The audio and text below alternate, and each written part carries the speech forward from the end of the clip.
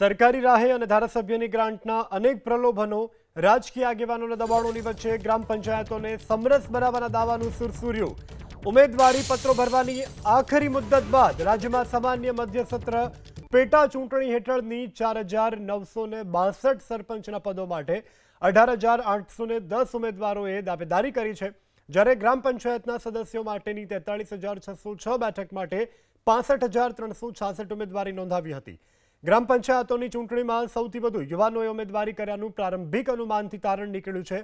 દાવા તો આખી પંચાયત સમરસ બનાવવાના કરાયા હતા, પરંતુ 10% સરપંચો પણ સમરસ થઈ શક્યા નથી, ત્યારે આખી પંચાયત તો સમરસ થવાની વાત દૂર જ રહી। હજુ સુધી ચૂંટણી પંચ તરફથી આખી પંચાયતો સમરસ થઈ તેની આંકડાકીય માહિતી રજૂ નથી કરવામાં આવી। અત્યાર સુધીમાં માંડ 380 સરપંચ જ સમરસ ચૂંટાયા છે, જે 10% જેટલી પણ સિદ્ધિ નથી।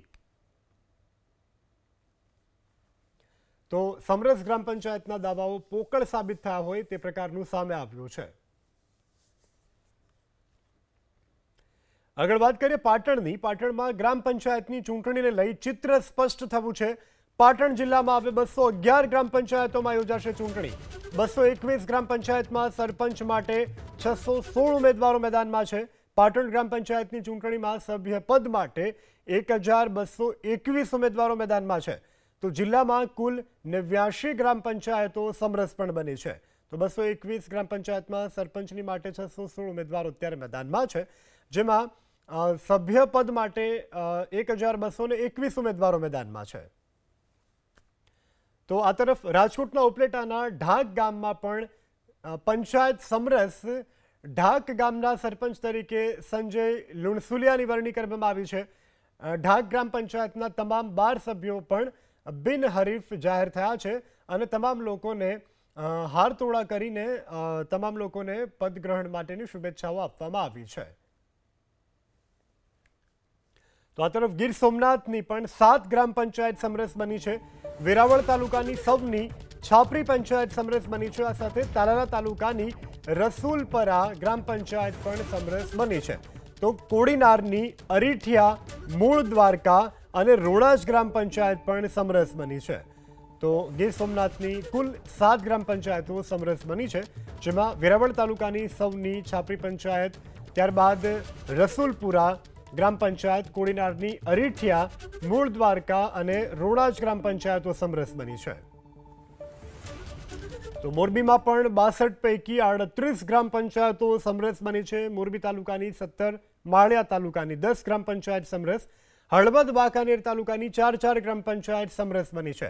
તો ટંકારા તાલુકાની પણ 3 ગ્રામ પંચાયતો સમરસ બની છે।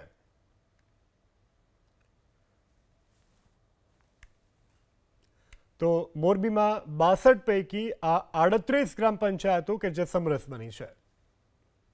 તો હવે આગળ વાત કરીએ જૂનાગઢની। જૂનાગઢ જિલ્લામાં પણ ગ્રામ પંચાયતની ચૂંટણીને લઈ અને ચિત્ર સ્પષ્ટ થયું છે। જૂનાગઢ જિલ્લામાં સરપંચ પદ માટે 116 ઉમેદવાર મેદાનમાં છે। જૂનાગઢ જિલ્લા ગ્રામ પંચાયતમાં સભ્યપદ માટે 398 ઉમેદવારો મેદાને છે। જૂનાગઢમાં 4 ગ્રામ પંચાયતો સમરસ બની છે, જેમાં ચિત્રી સર ગ્રામ પંચાયત સમરસ બની છે। આ સાથે ભાલેચા અને રાણીંગપરા ગ્રામ પંચાયત પણ સમરસ બની છે। તો જૂનાગઢથી જે ચિત્ર છે સરપંચની ચૂંટણીનું તે સ્પષ્ટ થયું છે અને ગ્રામ પંચાયતો સમરસ જાહેર થઈ છે। તો હવે આગળ વાત કરીએ બનાસકાંઠાની। બનાસકાંઠામાં પણ ગ્રામ પંચાયતની ચૂંટણીને લઈને ચિત્ર સ્પષ્ટ થયું છે।